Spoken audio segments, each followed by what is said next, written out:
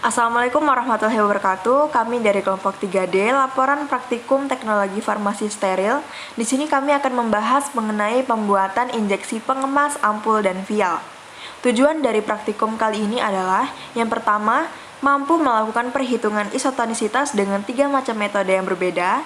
Yang kedua, mampu memilih eksipien yang sesuai dengan zat aktif dan bentuk sediaan yang diformulasikan. Dan yang ketiga, mampu membuat sediaan injeksi dengan pengemas ampul dan vial. Injeksi adalah sediaan steril berupa larutan, emulsi atau suspensi, atau bahkan serbuk yang harus dilarutkan atau disuspensikan terlebih dahulu sebelum digunakan. Injeksi disuntikan dengan cara merobek jaringan ke dalam kulit atau melalui kulit atau selaput lendir.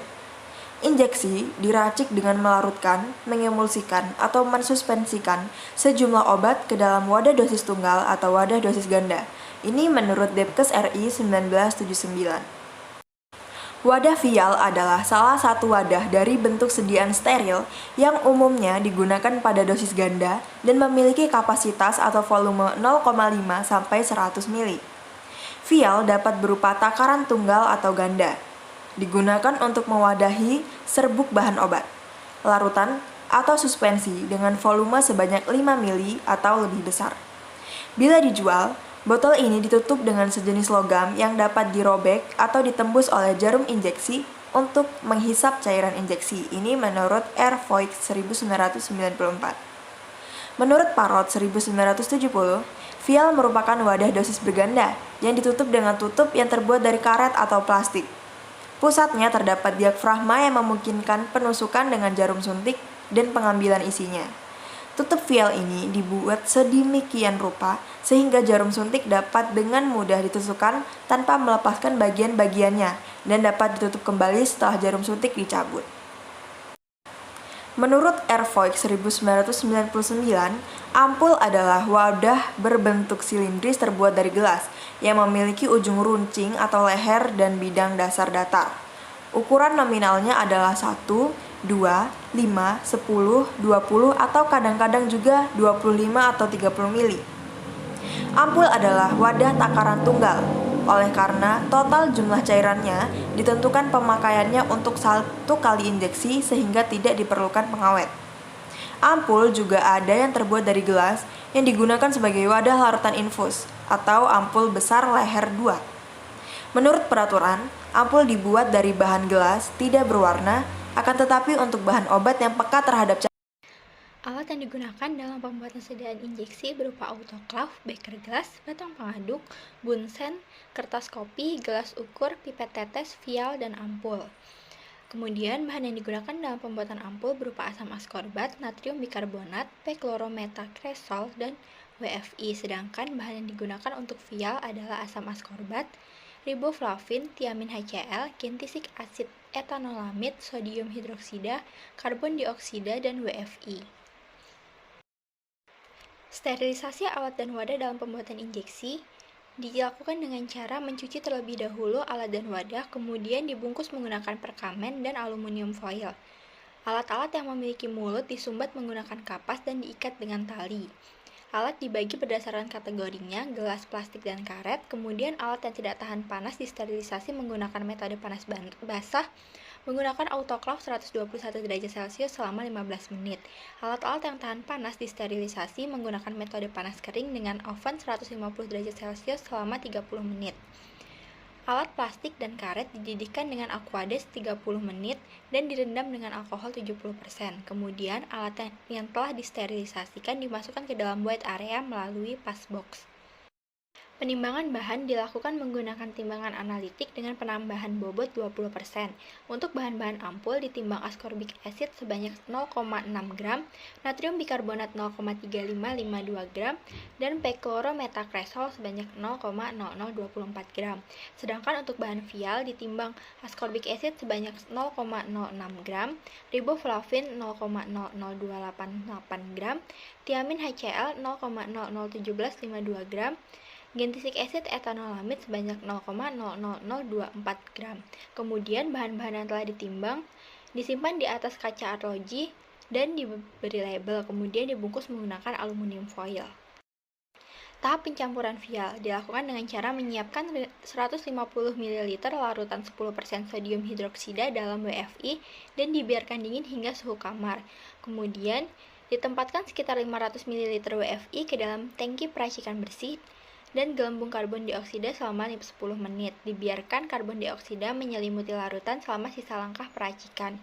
Kemudian ditambahkan riboflavin, asam askorbat, tiamin HCl, dan asam gentisat etanolamid secara berurutan ke dalam tangki. Kemudian diaduk hingga homogen dan ditambahkan sekitar 800 ml WFI dan periksa pH. Langkah-langkah pencampuran injeksi dalam ampul. Dimasukkan 2/3 dari total WFI ke dalam gelas beker. Kemudian asam askorbat ditimbang dan disuspensikan ke dalam WFI dengan pengadukan terus-menerus. Natrium bikarbonat ditambahkan secara perlahan sambil diaduk kuat sampai dihasilkan buih.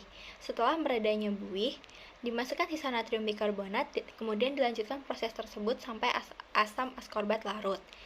Kemudian pechlorometacresol dimasukkan dan diaduk hingga larut dan diatur pH menjadi 5,7. Kemudian larutan disaring menggunakan filter G4.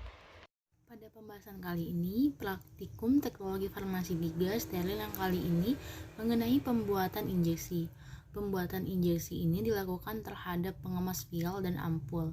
Terdapat beberapa metode yang berupa metode krioskopik, metode ekuivalen natrium klorida, metode White-Vincent, metode Sporwells, dan metode faktor disoisasi. Tujuan dari dilakukannya praktikum ini agar praktikum mampu melakukan perhitungan isotonisitas dengan berbagai macam metode yang berbeda. Tujuan dari praktikum kali ini, praktikum mampu memilih eksipien yang sesuai dengan zat aktif dan bentuk sediaan yang diformulasikan, serta praktikan mampu membuat sediaan injeksi dengan pengamas ampul dan vial. Sebelum melakukan pembuatan injeksi larutan ascorbic acid atau vitamin C ini, harus dilakukan perhitungan tonisitas terlebih dahulu. Perhitungan tonisitas dilakukan untuk mengetahui apakah larutan tersebut bersifat isotonis, hipertonis, atau hipotonis.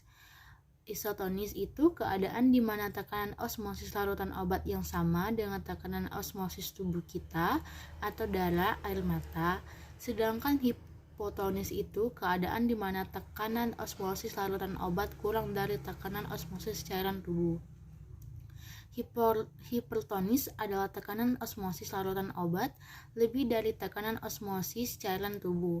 Syarat suatu injeksi salah satunya harus isotonis atau agak hipertonis. Perhitungan tonisitas dalam sediaan parental sangat penting diperhatikan. Hal ini karena jika larutan injeksi yang memiliki tonisitas yang lebih rendah atau hipotonis dikhawatirkan dapat menyebabkan terjadinya lisis pada sel darah merah. Hal ini disebabkan karena cairan sediaan akan masuk ke dalam sel darah merah sehingga sel darah merah akan mengalami pembesaran dan akhirnya pecah atau hipertonis. Dikhawatirkan dapat menyebabkan terjadinya kelenasi pada sel darah merah. Hal ini disebabkan karena cairan sel darah merah tersebut keluar dan akan mengalami pengkarotan atau kelenasi. Nah, baiklah, saya akan menjelaskan mengenai kesimpulan. Kesimpulan pertama yaitu ada ampul digunakan untuk dosis tunggal, sedangkan vial digunakan untuk dosis ganda. Nah, ada beberapa hal yang harus diperhatikan dalam pemberian obat secara parenteral, karena dapat berisiko terjadinya kesalahan pengobatan yang lebih tinggi dibandingkan rute pemberian lainnya. Sediaan injeksi itu harus aman, jernih, sedapat mungkin untuk isotonis, tidak berwarna, steril, dan bebas juragan. Nah, yang keempat itu, perhitungan tonisitas itu ada 5 metode, yaitu metode krioskopik atau metode penurunan titik beku, metode ekuivalensi NaCl, metode Vincent, metode Sporwells, dan metode faktor disosiasi. Nah, yang terakhir kesimpulan itu ada penambahan pengawet hanya diberikan kepada wadah sediaan dosis ganda ataupun vial dan tidak ditambahkan pada wadah dosis tunggal ataupun ampul, karena pada ampul pemakaiannya dilakukan sekali pakai dan tidak berulang sehingga kemungkinan kecil untuk terjadinya kontak langsung pada udara. Mungkin itu saja video praktikum dari kelompok 3D Praktikum Teknologi Farmasi Steril 3. Mohon maaf apabila ada kata-kata salah atau video yang kurang berkenan. Terima kasih juga telah menyaksikan. Wassalamualaikum warahmatullahi wabarakatuh.